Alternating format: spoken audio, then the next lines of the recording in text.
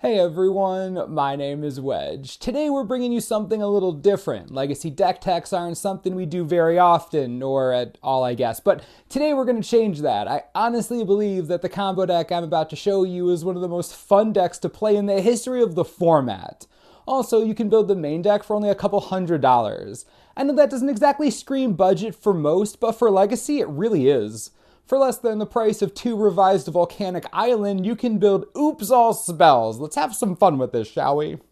The deck's name kinda says it all. 60 spells, no lands. It's arguably the fastest combo deck in the format, and it isn't all that hard to build.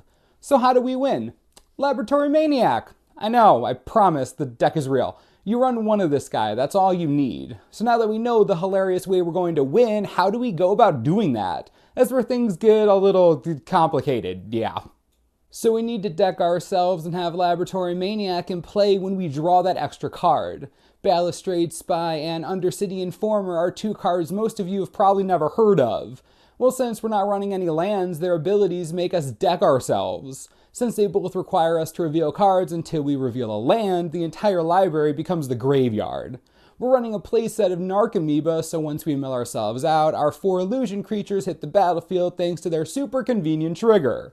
Once they're all in play, we flash back our 1 of Dread Return, which also got milled into the yard with everything else. We sacrifice 3 of our Narcomoebas and return our 1 of Angel of Glory's Rise to the battlefield. Still with me so far? Okay, so we just reanimated our Angel. Her ability exiles all zombies, which we don't really care about. What's important is that after she does that, she returns all human creature cards from our graveyard to the battlefield. This includes our Laboratory Maniac. It also includes our 1 of Azami Lady of Scrolls. How convenient, am I right?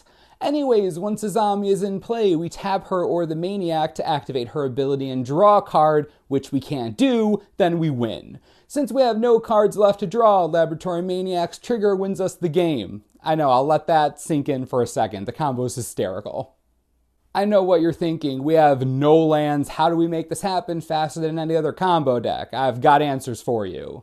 We run playsets of Elvish Spirit Guide, Simian Spirit Guide, Chrome Mox, and Lotus Petal. All turn 1 spells. For additional mana ramp / fixing, we run 4 Cabal Ritual, 4 Dark Ritual, 4 Manamorphose, and 1 Wild Cantor. Since we need the Spy or Informer in play turn 1, we have to be able to generate black mana. The Cantor, Petal, and Manamorphose are all particularly good at doing that. The rest of the deck is designed to protect our obviously fragile combo. 3 Cabal Therapy help make sure the coast is clear. It's also particularly useful after we've milled our library and we can sacrifice our 4th Narcomoeba to it. Also, if we have a combo piece we need in the yard, Therapy can help in that way too. Pretty versatile actually. Next up is a playset of Summoner's Pact. The pack lets us get the Cantor for black mana or another Spirit Guide if we need any ramp at all. All that's left are playsets of Pact of Negation and Chancellor of the Annex. Pact is great because we don't plan on getting to another upkeep, and a lot of players still don't expect this as a playset from this deck.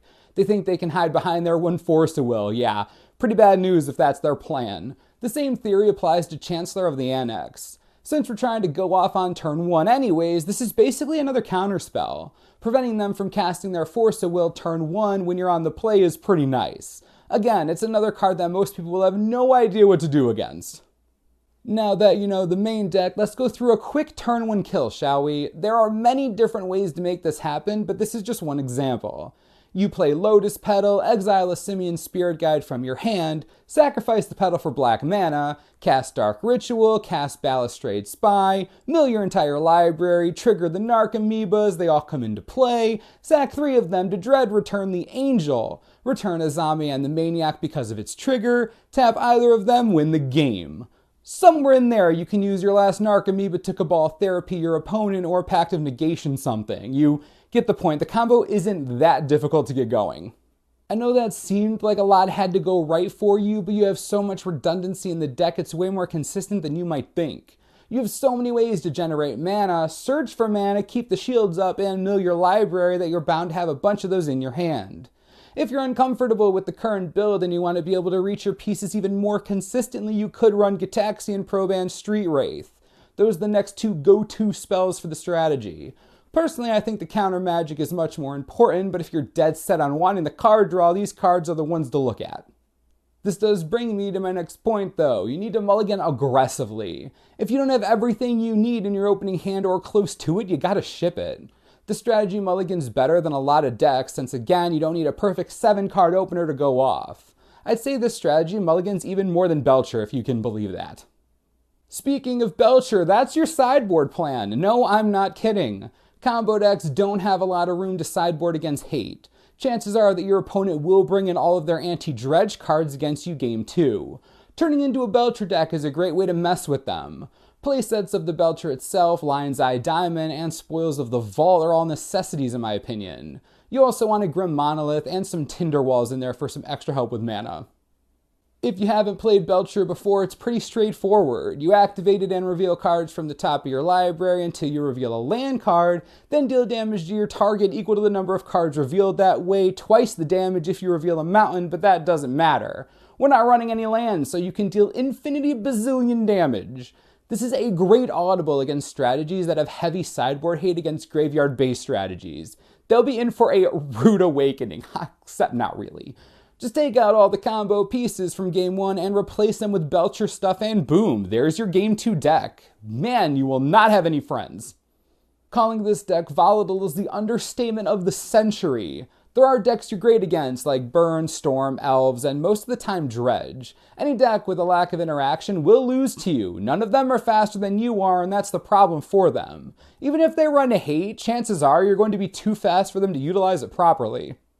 The last thing I'll say about the deck is that you're not looking to outplay your opponents with this. You're looking to fight the metagame, honestly. The less decks with Chalice of the Void, the better, just all I'm saying. Anyways, the sideboard is what makes this deck expensive. The Lion's Eye Diamonds alone basically equal the cost of the entire main deck. As far as legacy decks go, this one is pretty budget and can fight any strategy out there right now. If you're looking to have some fun without dual lands and play a deck that can actually win games that isn't burn, Oops All Spells could be exactly what you need. I really hope you enjoyed this legacy budget deck tech. Let me know in the comments if you have any questions, concerns, anything. I've been playing around with this strategy for a long time now, so I can help you out if you need it. As always, subscribe for the latest and most reliable Magic the Gathering information you could ever need. This is the Mana Source, I'm Wedge, thanks for watching, we'll see you next time.